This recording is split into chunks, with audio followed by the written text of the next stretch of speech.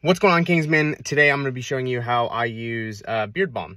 And what beard balm is typically used for is some protection for your beard hairs, but also to kind of hold down some of these fluffy stray flyaway hairs. What I do is I grab a little bit out of the container, open it up. I got my little heat protectant seal. Talked about that in the last video that we made on here on Instagram. I get a little bit on my thumb, put it in my hand like this, rub it in. Remember, this is thicker than beard butter is. And I place it right on top of the beard hairs. And it just helps hold some flyaway hairs and things away. If you got any, some that kind of stick out and kind of go random directions.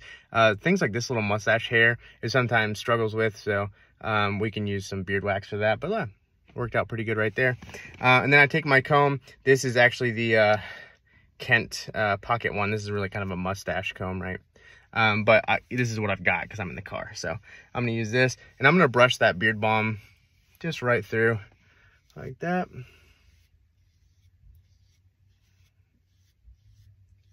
And just coat those top parts of the hair. Not trying to get it into my beard, really. I'm just trying to get them right on the outside like that. Yeah.